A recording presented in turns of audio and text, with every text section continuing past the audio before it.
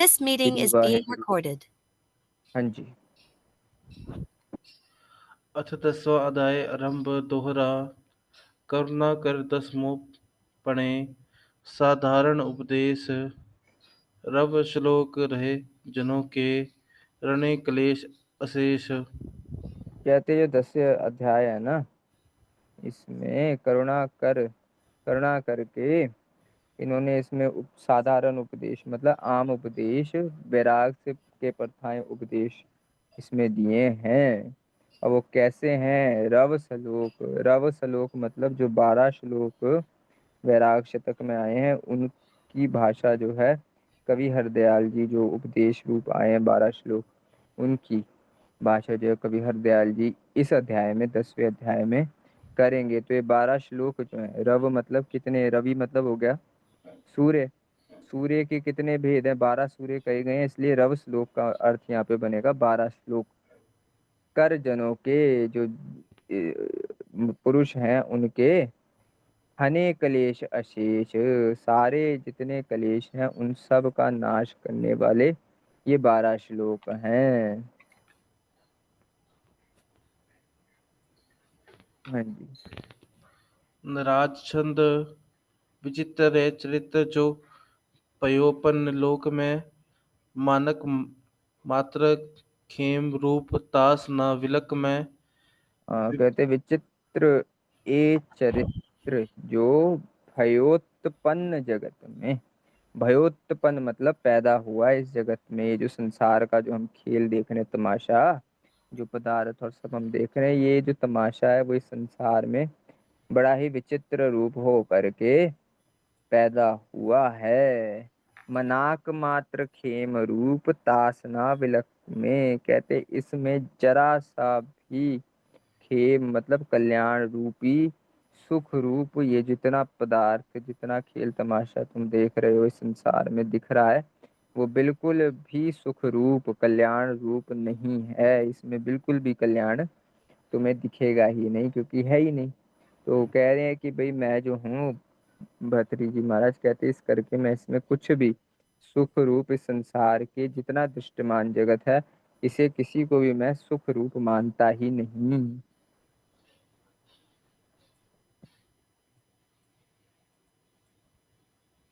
हाँ जी।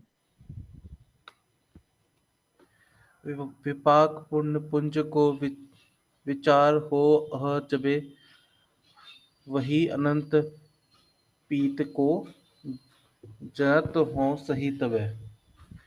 कहते विपाक पुण्य, कहते जब मैं ये सारा जो पुण्यों का फल है ना, इसके बारे में जब मैं विचार करता हूँ कि भाई जितने सकाम कर्म करके मेरे को ये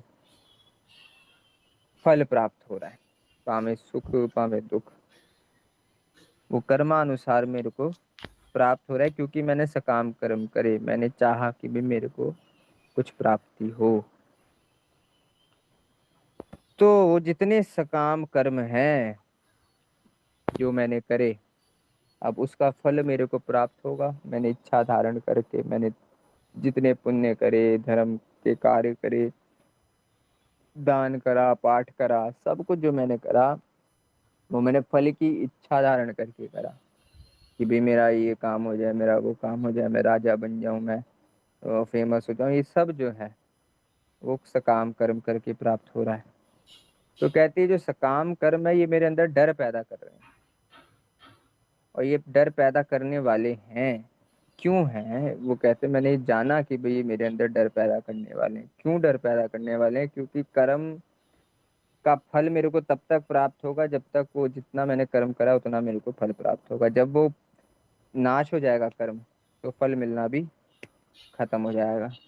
तो एक ना एक दिन ये खत्म होगा, ये डर मेरे अंदर पैदा करता है, ये सकाम कर्म डर पैदा करता है। हाँ, आगे। महान पुण्य बिरद को कलेश तार जो करे महान भोग नाही लो बसे तबे चिर हाँ, करे। कहते अगर कोई बड़े पुण्यों को धारण कर ले या बड़े कलेशों को धारण कर ले इस संसार में, महान भोग नारी लो बसे तबे चिरंग घरे, कहते भले ही उसके घर में उसे बहुत बहुत भोग प्राप्त हो रहे हैं, अपने कर्मानुसार बड़े उसे भोग विलास प्राप्त हो रहा है, बड़ी सुंदर उसके घर में नारी है, और बड़े समय तक कह लो उसके घर में वो पदार्थ है, ज्यादा समय तक है।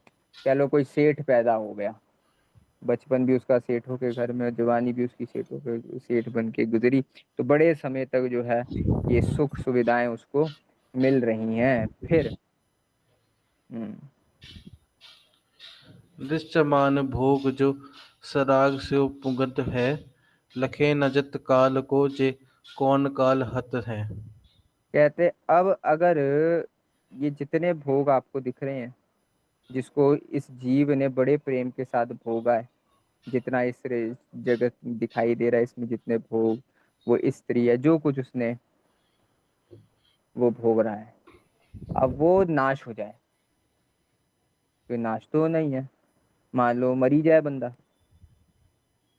वो क्योंकि वो तो जानता नहीं, जब वो भोग भोग रहे हैं, जब हम बहुत लग्जरी में, तब हम ये तो भूल जाते हैं कि हमने भी मरना है एक दिन, मौत को भूल जाते हैं। तो वो बंदा भूला बैठा है, वो ये भी भूला बैठा है कि वो ये नाश हो जाएगा, और ये पता नहीं कब नाश हो जाए, कब तुम्हारे कर्म से वो जो फल प्राप्त हो रहा है वो कर्म कब निष्फल हो जाए, पूर्ण हो जाए, ये पता नहीं। तो अगर वो जब हो जाए फिर क्या होगा, हाँ फिर बता रहे हैं आगे। विखे पुमान दो विखे अवस एक तो टरे, हाँ आगे। चले पर पतंत्र भोग जो अनंत रोग को तरे। कहते हैं फिर जो स्त्री और ये जो धन पदार्थ जितने आप चीज देख रहे हो, तो कह रहे हे पुरुष, हे भाई, ये दोनों एक ना एक दिन तो जरूर नाश होंगे। स्त्री हमेशा तुम्हारे साथ नहीं रहेगी, एक ना एक पॉइंट तो ऐसा आएगा ही जहाँ पे या तो तुम मरोगे, या तुम्हारी स्त्री मरेगी, या तुम्हें छोड़ के जाएगी, या तुम दूर हो जाओगे। ये धन पदार्थ है तुम्हारे पास, ये भी तुम तब तक ही भोगोगे जब तक तुम्हारा वो कर्म है। जो कर्म नाश हुआ वो धन पदार्थ वो भी नाश हो ही जाएगा। तो कह रहे ये तो एक ना एक दिन नाश होएगा ही होएगा। तो जिनके अधीन तू हो रहा है, ये पुरुष, जिनको भोग चले प्रतंत भोग जे अनंत रोग को दर, कहते हैं जो भोग में तू लग रहा है ना, ये अनंत रोग का कारण है, दुख का कारण है। ये नाश जरूर होगा, और इसके तेरे को बड़ा दुख भी इसके चले जाने का झेलना पड़ेगा।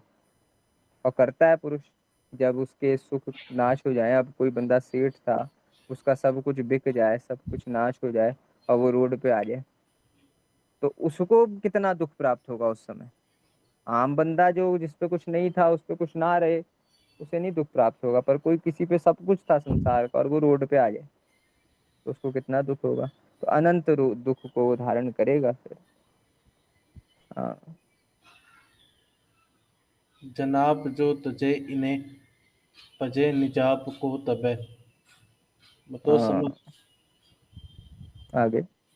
मतो समस्त को अम न होत अन्यथा कबे।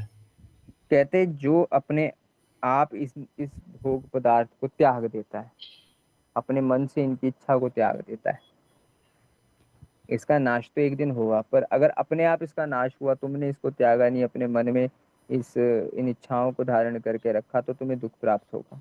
पर अगर तुमने जान लिया भाई ये तो परमानेंट है ही नहीं, इम्परमानेंट है, इसका तो एक ना एक दिन नाश होना ही है, तो मैं इसकी इच्छा ही क्यों करूं, उस इच्छा का तुमने अपने मन से त्याग कर दिया।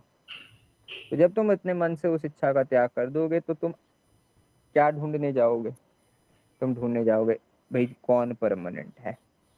ये सारा संसार इम्परमानेंट है, ये सब भोग विलास स्त्री पुरुष जो कुछ है सब इम्परमानेंट है, कुछ हमारे साथ नहीं जाने वाला। तो कौन सी चीज है, वो क्या चीज है जो एक कांस्टेंट है, जो परमानेंट है।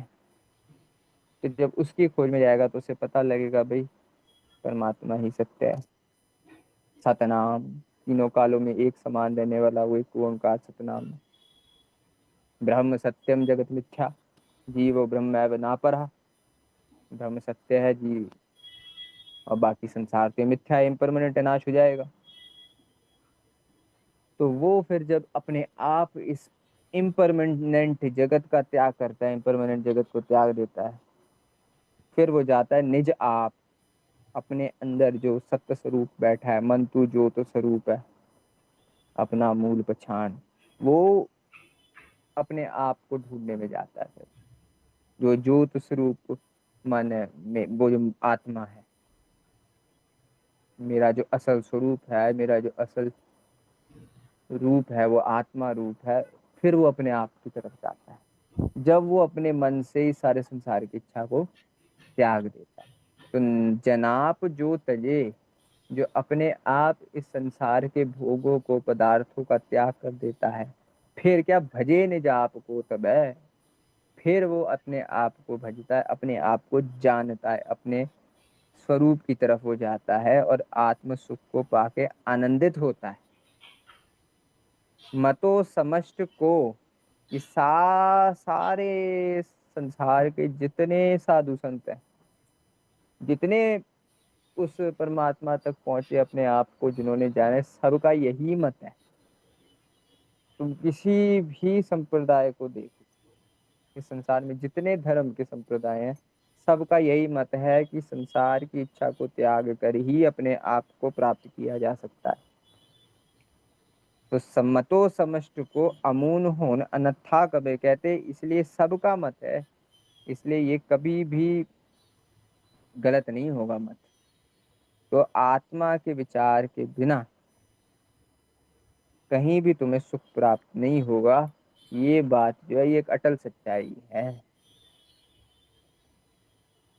हाँ, आगे। निकाम मुख को करो, सकाम ते जमो मरो, सकाम ते जमे मरे, हो सकाम काम जो, तथाप मूढ़ संचरे।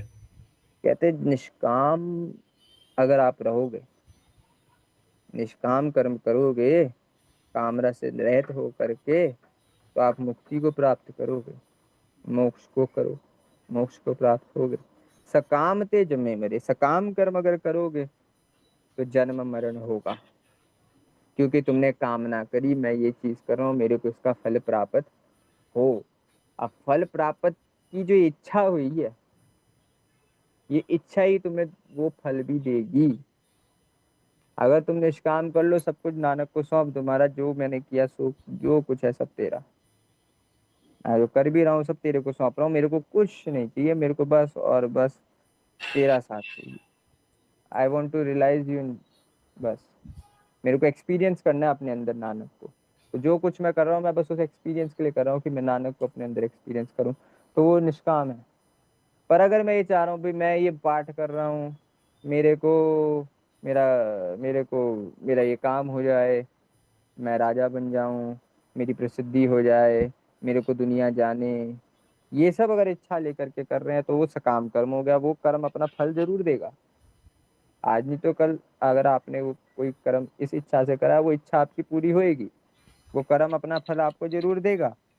पर वो कर्म आएगा जन्म मरण के साथ, क्योंकि अभी इच्छा कर ली, अभी जन्म मरण नहीं खत्म होएगा। तो क्योंकि अभी अगर पूरी नहीं हुई तो अगले जन्म में पूरी होएगी, बात बात पूरी जरूर होएगी, तो जन्म मरण आएगा, तो ये संसार चलता रहेगा। तो सकाम कर्म जो है वो जन्म मरण का कारण है, निष्काम कर्म जो है वो मोक्ष का कारण है। तो कहते हैं अहो सकाम काम जो तथापि मूढ़ संचरे, कहते हैं इसलिए जो मूढ़ है, मूर्ख है, जो ये जानता भी है। अब हमारे जैसे बंदे जिन्होंने ये पढ़ लिया भाई, हमने पढ़ लिया, हमने जान लिया भाई, निकाम मोक्ष को करो, सकाम ते जमे मरे, ये हमने पढ़ लिया, हमने जान लिया भाई, निष्काम कर्म करेंगे तो मोक्ष को प्राप्त होंगे, सकाम कर्म करेंगे तो जन्म मरण में पड़ेंगे। पर अभी क्योंकि हमें मोक्ष की कोई ऐसी इच्छा अंदर उत्पन्न नहीं हुई है, तो हम करेंगे सकाम ही कर्म। मेरे जैसा बंदा तो सकाम कर्म ही करेगा, और सकाम कर्म करके वापस से जन्म मरण में आएगा। मेरे जैसे जो मूर्ख बंदे हैं उनके लिए कह रहे हैं भाई, ये जानते हुए भी, अभी पढ़ लिया जान लिया भाई निष्काम कर्म से मुक्ति है, ये जानते हुए भी जो मूर्ख बंदा है वो सकाम कर्म करेगा, उसमें लगा रहता है, और उसमें लग करके क्या होता है, हाँ, फिर वो वापस से जन्म मरण में आता है। आगे। लखे सकाम काम को, ततग अग के समा, हहा कहा वृथा बिते, सुअग ताव को समा। कहते जो सकाम कर्म को तत्ववेता पुरुष जो हैं, जिन्होंने तत्व की विचार कर ली, जिन्होंने जान लिया, एक्सपीरियंस कर लिया नानक को अपने अंदर, वो फिर सकाम कर्म को आग के समान मानते हैं। कि तुमने इतनी मेहनत मशक्कत करी, तुमने पाठ करे, तुमने तीर्थ स्नान किया, तुमने बड़े बड़े चौपेरे काटे, गर्मी में रोडों में बैठ बैठ के चौपेरे करे, इच्छा क्या थी? कोई सकाम काम की। तो जो उसका फल तुम्हें प्राप्त होना था, कि तुम अपने अंदर नानक को रियलाइज कर लेते, वो हुआ नहीं। तो वो जो तुमने कर्म करा, वो तुम्हें एक फल देने के लिए जल गया। तो सकाम कर्म जो है वो आग के समान है, जो तुमसे तुम्हें नहीं मिल रहा था, तुम अपने आप से नहीं मिल पाते। तुम इतना तप कर रहे हो, इतना भजन कर रहे हो, तुम गर्मी में बैठ रहे हो, ठंड में बैठ रहे हो, हवन कर रहे हो, सवेरे अमृत वेले उठ रहे हो, सब कुछ खेचल कर रहे हो, पर मन में इच्छा है कि मैं प्रसिद्ध हो जाऊं, मन में इच्छा है मेरे को शरीर को लग्जरी मिलती रहे। ये मन में इच्छा रख करके जब इतनी खेचल करने, तो आग के समान ही है ना। ये खेचल का मूल क्या पड़ा? काम तो तुमने करा था, तुम्हें सोने के शर्फिये मिले, और मिल गई तुम्हें फूटी कौड़ी। तो आग के समान है ना, वो कर्म तो खाक हो गया। तो सकाम कर्म इसलिए आग के समान तत्ववेता जानते हैं। कहा कहा बिथार तो सो अज्ञता है को समा, कहते हैं अफसोस की बात है, अज्ञानी पुरुष जो है ना, वो अपना समा जो है, वो इस सकाम कर्म में फंस करके व्यर्थ ही खत्म कर रहा है। तो इसलिए कह रहे हैं हाँ हाँ, बड़ी दुख की बात है, बड़ी अफसोस की बात है। तो इस करके भाई निष्काम की तरफ, निष्कामता हमारे जीवन में आ सके। दोहरा तो भाई मुकत होत नेह काम है, पुकत देत सह काम, केवल दुख निमित्त है, तजो जनो अपकाम। कहते हैं भाई, ये जो निष्काम कर्म है ना, ये तो मुक्ति का हेतु है। तुम्हें मुक्ति प्राप्त होएगी निष्काम कर्म से, क्योंकि तब तुमने नानक पे छोड़ दिया।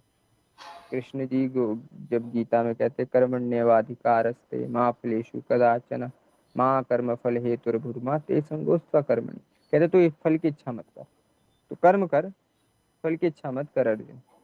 तो वही बात है यहाँ पे, वो चीज है, कर्म करो फल की इच्छा मत करो का यही है। वो कर्म करो जिससे तुम्हें ये इच्छा ना हो कि मैं अमृत वेले उठ रहा हूँ, तो मेरी जॉब अच्छी लग जाए, मैं अमृत वेले उठ रहा हूँ तो मेरे को प्रसिद्धि मिल जाए।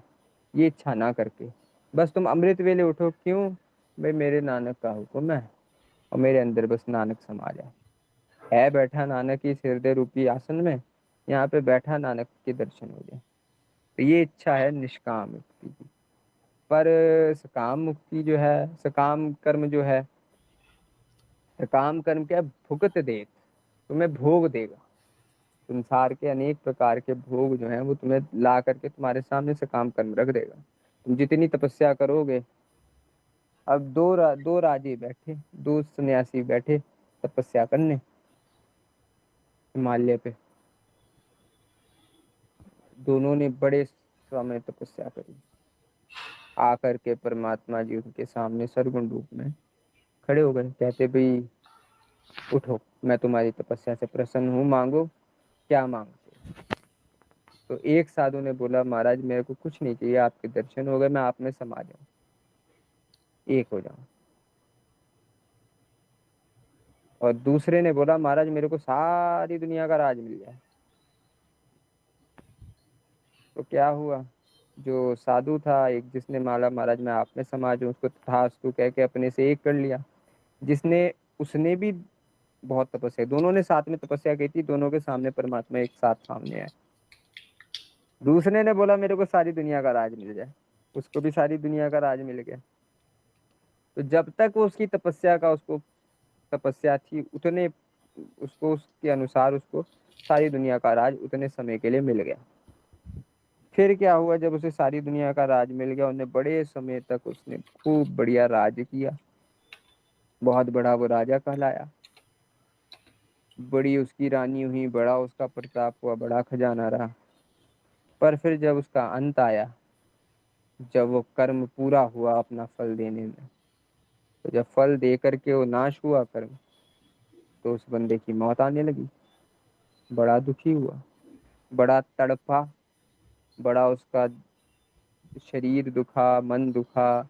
जो भोग विलास थे सब उससे दूर हो गए, जो स्त्री उसके चारों तरफ मंडराती थी वो उसे छोड़ करके चली गई, दूर चली गई। तो क्या हुआ, वो सकाम कर्म ने उसे भोग तो दिए, पर जब वो सकाम कर्म का नाश हुआ तो उसको अत्यंत दुख प्राप्त हुआ। और फिर उसे पछतावा हुआ कि काश मैं भी परमात्मा से परमात्मा को मांग लेता, तो आज मैं इस दुख में ना होता। इसलिए कहते हैं जो सकाम कर्म है वो केवल दुख निमित्त है, दुख का निमित्त है, दुख देने वाला है। इसलिए हे भले पुरुषों, तजो जनो अप काम, इसलिए तुम इन नीच कर्मों का त्याग कर दो, सकामता अपने जीवन से दूर करके निष्कामता को धारण कर लो। यहाँ पे ये बात कवि हरदयाल जी महाराज ने भाषा में भर्तरी जी महाराज जी की हमें समझाई। वाहिगुरु जी का खालसा, वाहिगुरु जी की फतेह।